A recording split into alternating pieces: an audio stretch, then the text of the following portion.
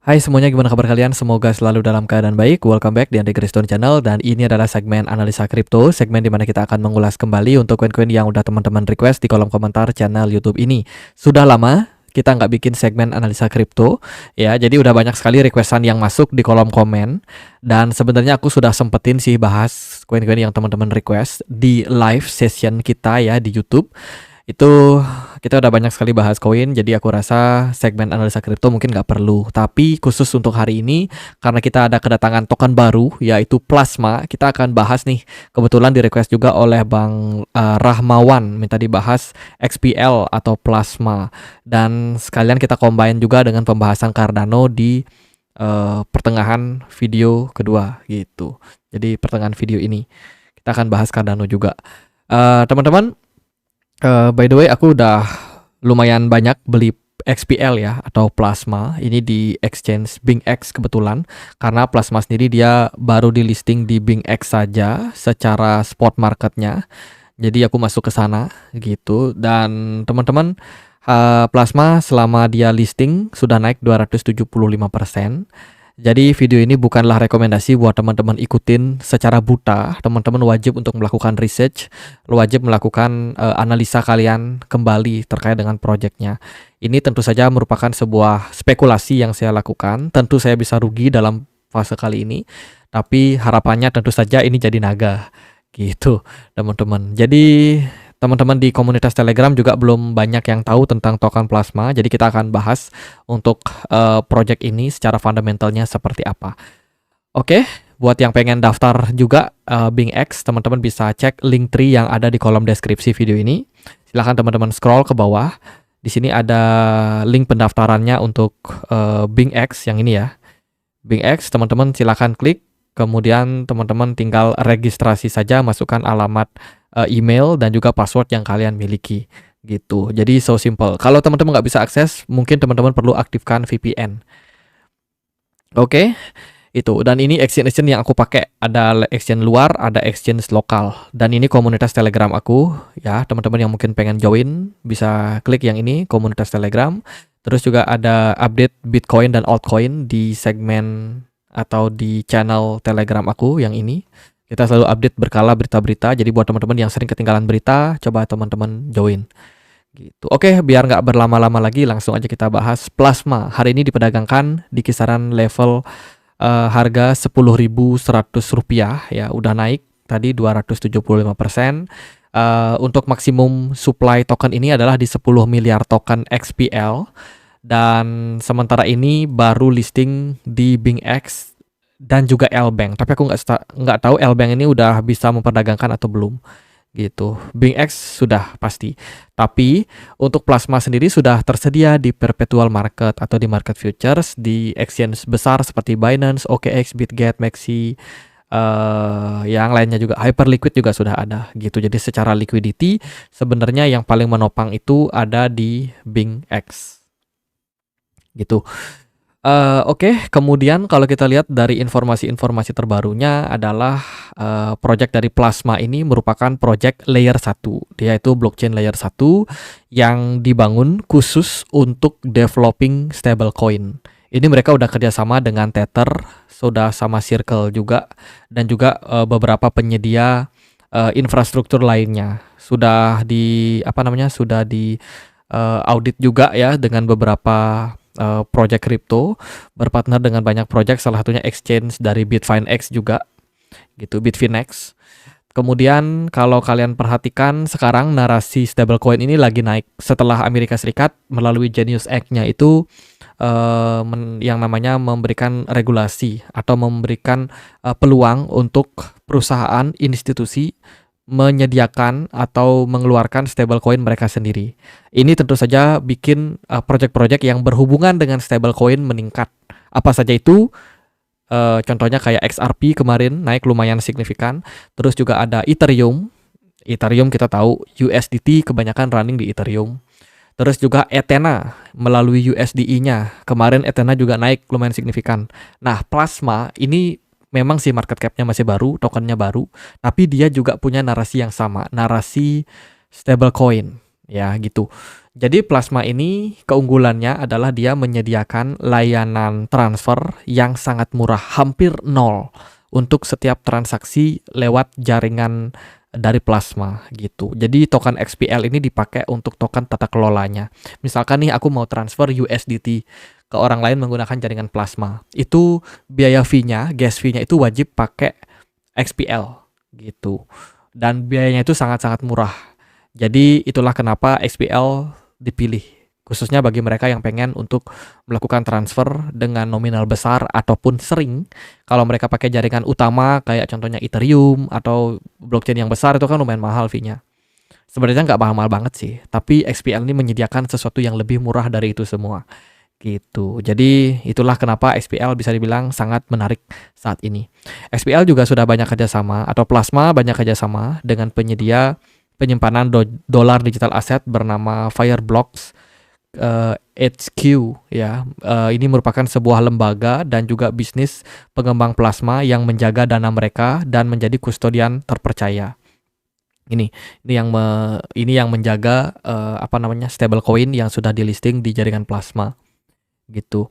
Kemudian mereka juga kerjasama dengan banyak sekali penyedia layanan DeFi. Salah satunya adalah AAV, di mana AAV ini merupakan salah satu project DeFi DEX yang sangat terkenal di jaringan Ethereum dengan volume transaksi salah satu yang terbesar gitu. Ini juga merupakan sebuah kompatibel yang bagus. EtherFi juga sudah kompatibel dengan jaringan Plasma gitu. Jadi meskipun ini adalah project layer 1, Plasma tidak berusaha untuk menjadi satu-satunya project yang ibaratnya itu mereka menjadi saingan dengan project layer 1 yang lain. Plasma justru menggandeng semuanya gitu. Plasma nggak pengen berantem nih. Kita pendatang baru, kita damai aja gitu kurang lebih ya teman-teman. Jadi mereka berbaur mencoba untuk masuk ke ekosistem yang sudah dibangun dengan luar biasa dari Ethereum Virtual Machine, dan ini nampaknya mendapatkan respon yang bagus gitu. Kalau kalian perhatikan secara engagement so far untuk project baru ini terbilang bagus untuk Plasma. Kemudian Plasma juga sudah masuk ke Binance Earn. Kemarin kalau teman-teman ikutin, ini singkat banget udah sold out duluan. Jadi orang-orang yang staking USDT mereka itu bisa dapat hadiah atau earn token Plasma di Binance. Tapi ini ada kuotanya cuma 1 billion dan itu sudah terpenuhi cepat banget dalam waktu singkat.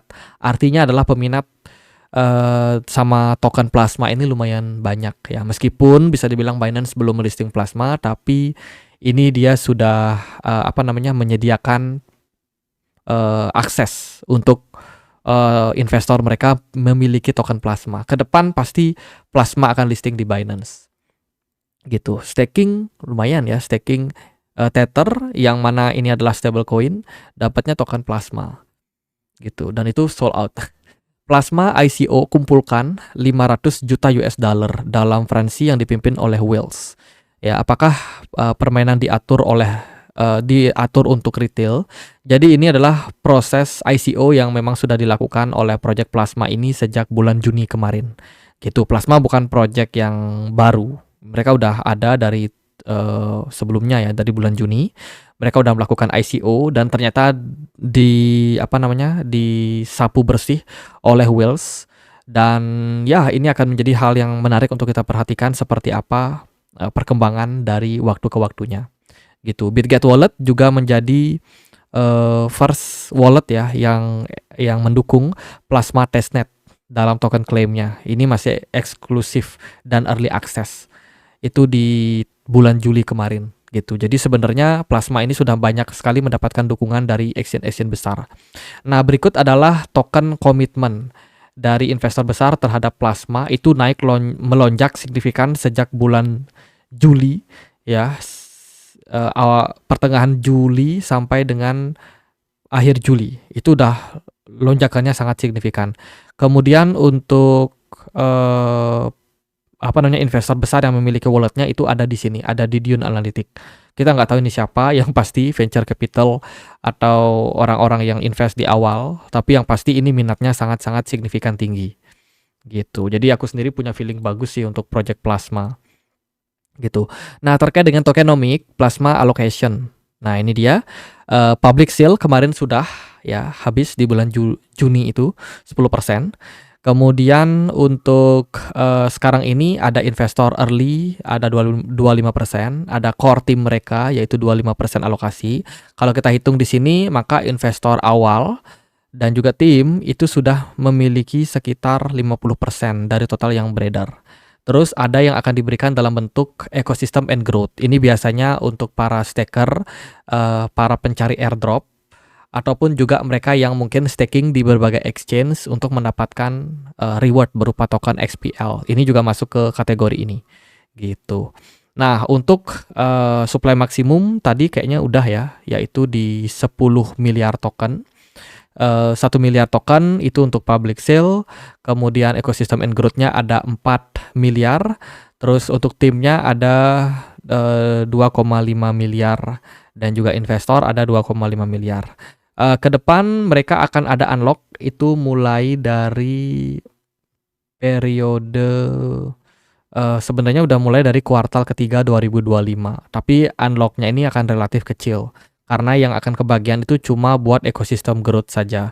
Artinya kalau mereka listing ke exchange itu kan mereka harus bayar fee kayak gitu ya teman-teman. Nah itu gunanya mereka akan ada unlock gitu. Tapi itu menurut saya sangat wajar karena semakin banyak exchange yang melisting maka liquidity-nya akan semakin meningkat. Semakin meningkat liquidity untuk awal-awal pasti akan sangat baik gitu. Tapi di kuartal kedua 2026 ini udah mulai besar unlock tokennya. Jadi menurut saya plasma ini periode hold-nya itu cuma dari periode saat ini di bulan Agustus kalau teman-teman baru masuk sampai dengan 2026 kuartal kedua. Mungkin bulan Juni, Mei, Juni teman-teman udah harus keluar sih kalau menurut saya gitu. Jadi setahun ke depan ini masih akan sangat positif gitu. Kalau dari outlook saya sih seperti itu, secara fundamental ini lumayan menarik.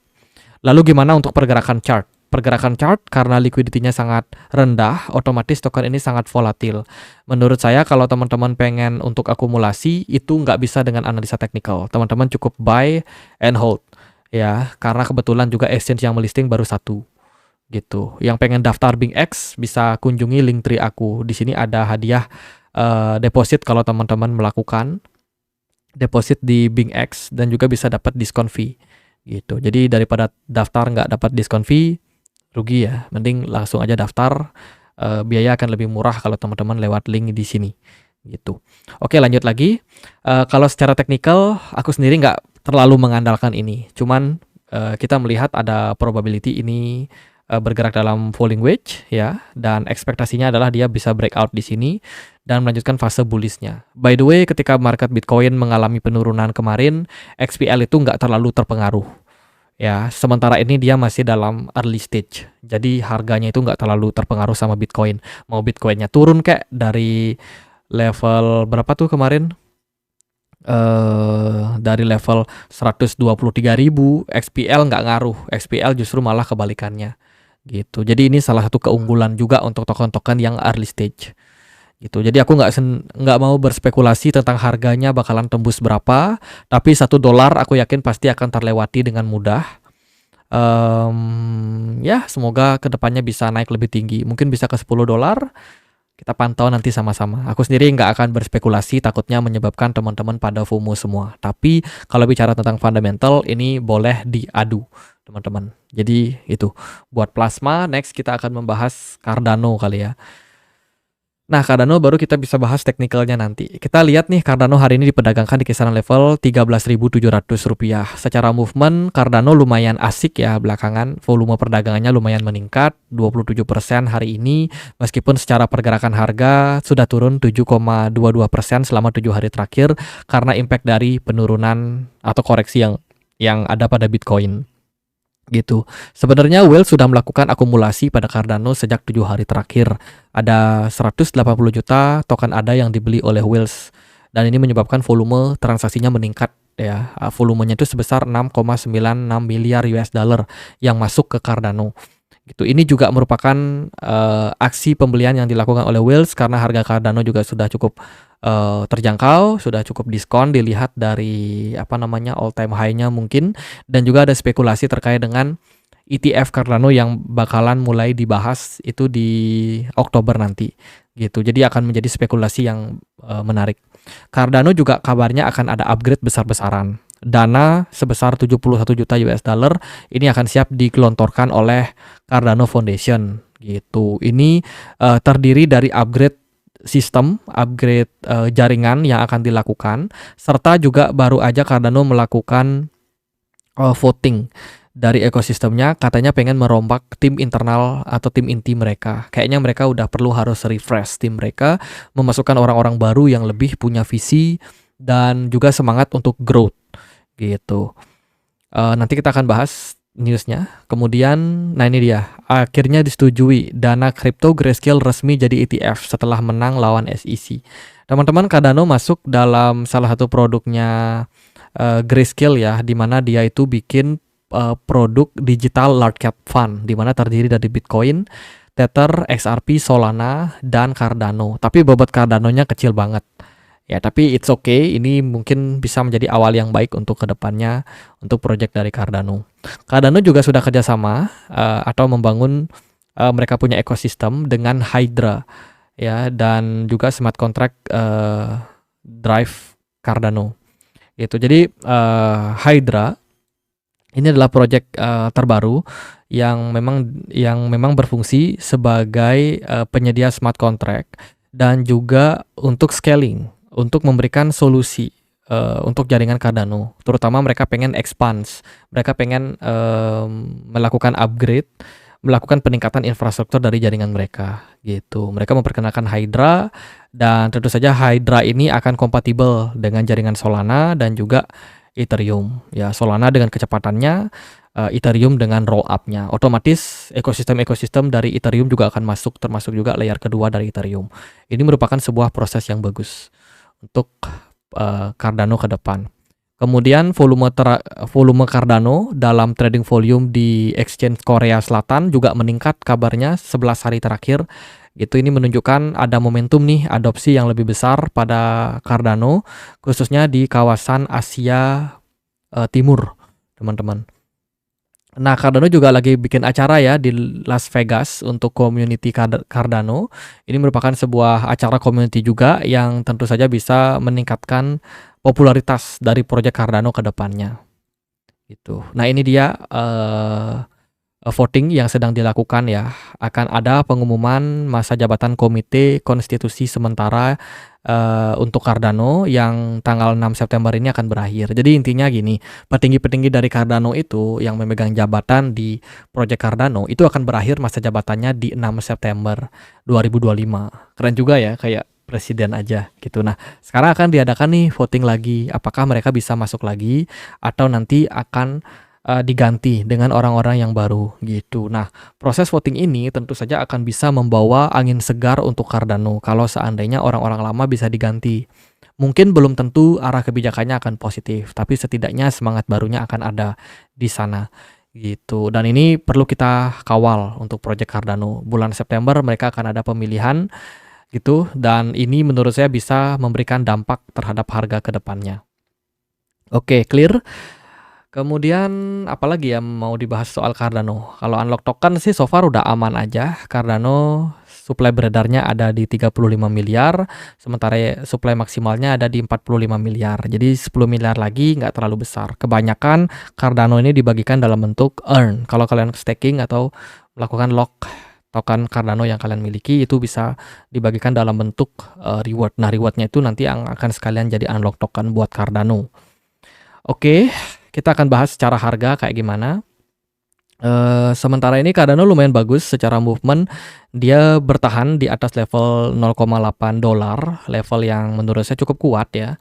Ini kalau dilihat dari daily perspektif, Cardano ini ketahan terus di area tersebut gitu. Dan saat ini dia bisa bertahan di level tersebut juga terbilang merupakan sebuah hal yang sangat bagus. Kalau kalian perhatikan juga dari mereka punya smart money ya, itu juga lumayan masih strong di Cardano. Terus volume perdagangan juga relatif masih kuat. Secara candle di daily perspektif, Cardano belum menunjukkan adanya indikasi pembalikan arah gitu. Jadi saya pribadi melihat Cardano ini masih bagus. Secara structure pun jangka pendek ya, ini juga dia masih bullish teman-teman. Nah, ini dia hanya create yang namanya higher low baru. Jadi ibaratnya pergerakannya kayak gini. Kalau ini mantul di sini di 0,8 ini, maka ini bisa dibawa naik lagi untuk Cardano gitu. Sementara sih ya MACD-nya merah. Terus dari apa namanya smart money juga relatif kecil. Dari candle juga belum ada indikasi pembalikan arah. Tapi ini menarik buat teman-teman perhatikan gitu. Saya sendiri belum melihat Cardano melemah ya. Sejauh ini masih sangat baik gitu. Kalau dilihat dari perspektif yang lebih kecil, transaksi pada Cardano ini belum turun ya, bahkan konsisten sepanjang bulan Agustus terakhir, mengindikasikan memang benar ada aktivitas smart money yang cukup kuat pada Cardano gitu. Memang di weekend kali ini volumenya rendah, mungkin juga belum ada indikasi pembalikan arah secara jangka pendek buat Cardano, dan masih ada possibility untuk dia ngetes level 0,8, mungkin turun-turun sampai 0,79 dolar gitu. Dari saya sendiri Cardano masih positif. Itu kalau dilihat dari perspektif time frame 4 jam masih oke. Ini kita bisa tarik trend line di sini. Nah, ini pergerakan dari Cardano masih relatif aman ya kalau menurut saya. Gitu. Itu sih teman-teman. Apakah nanti Cardano masih bisa naik ke 1 dolar misalkan, atau mungkin bisa lebih tinggi? Kalau menurut saya sih prospeknya masih sangat bagus. Dalam jangka waktu pendek kita melihat tadi nih dia create yang namanya higher low baru. Dalam time frame panjang pun juga ini higher low baru terus.